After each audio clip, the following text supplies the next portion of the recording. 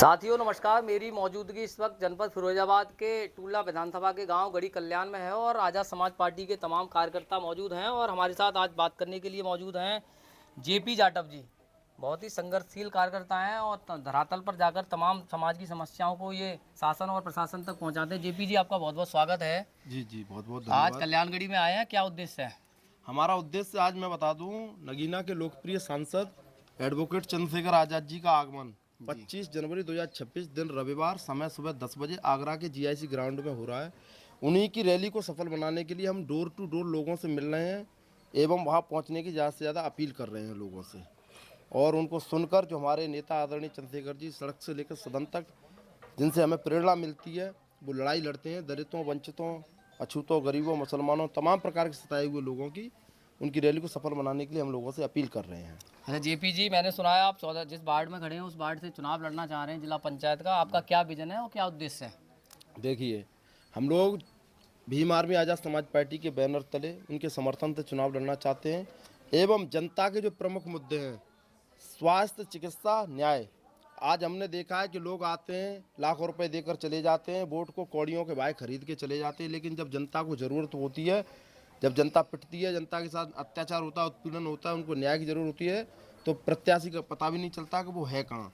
तो हमारा प्रमुख मुद्दा यही है कि हम समाज के ज़मीनी स्तर से उठे हुए व्यक्ति हैं और ज़मीनी स्तर पे लोगों की समस्याओं का समाधान करेंगे। चाहे हम रिजल्ट कुछ भी रहे, हम लोग काम कर रहे हैं और करते रहेंगे।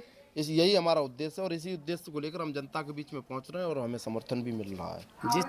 जिस तरह से आप तमाम वादे और इरादे की बात कर रहे हैं कि मैं ये कर दूंगा वो कर दूंगा, तमाम नेता यही कहते हैं जब वो पॉलिटिक्स में सक्सेस नहीं होते उससे पहले। 15 लाख आएंगे, महंगाई जाएगी, बेरोजगारी हटेगी, करोड़ों नौकरियां मिलेंगी, काला धन वापस आएगा।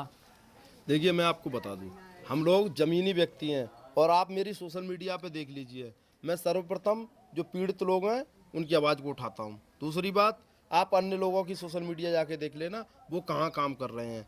मैं आपसे कह रहा हूं, मैं शुरुआत से ही संघर्षशील व्यक्ति हूँ और हमेशा रहूँगा और मैं वादा नहीं कर रहा, करके दिखाऊंगा और बदलाव ला के रहूँगा। और आपने इतने प्रत्याशियों को अब तक देखा कि वो आए और चले गए, उनका पता भी नहीं चला, वो जीत के जब तक रहे तब तक तो देखे, लेकिन दूसरे चुनाव में उनको मौका नहीं मिला तो वो समाज के बीच में नहीं पहुँचे। हम लोग 24 घंटे काम करने वाले व्यक्ति हैं।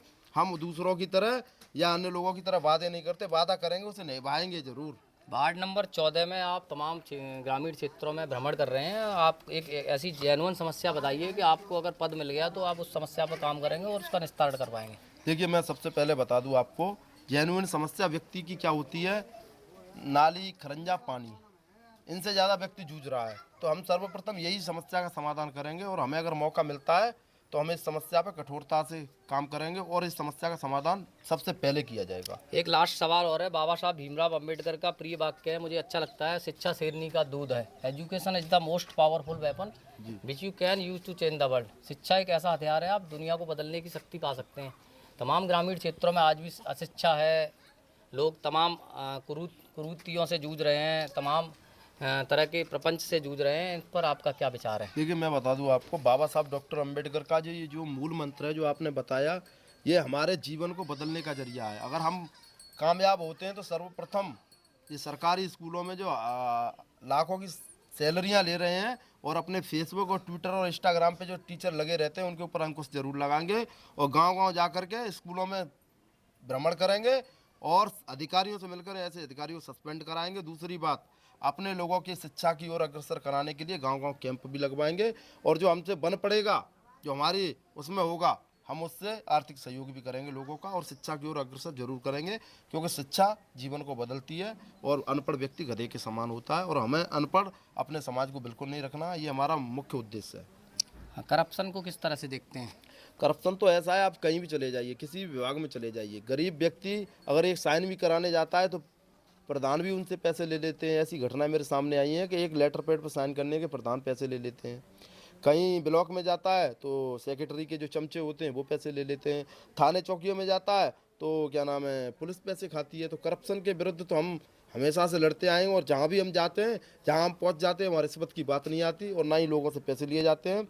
उनको निःशुल्क सुविधा दी जाती है एवं अगर पीड़ित है तो उसको न्याय दिलाया जाता है, उसके पैसे की बात बीच में नहीं आनी चाहिए। हम ये चाहते हैं और इस पे काम कर रहे हैं हम लोग। बिल्कुल, ये थे हमारे साथ जेपी जी, और इनका साफ तौर पर कहना है अगर जनता का आशीर्वाद मिला तो तमाम समस्याएं उन पर मैं काम करूंगा, एजुकेशन पर, स्वास्थ्य पर, नाली खरंजा, जो भी समस्याएं होंगी क्षेत्र की क्या पूरे जनपद में मैं देखता हूं, तमाम घटनाओं पर ये जाते हैं और शासन प्रशासन तक पहुंचाकर उनका निस्तारण करवाते हैं। धन्यवाद।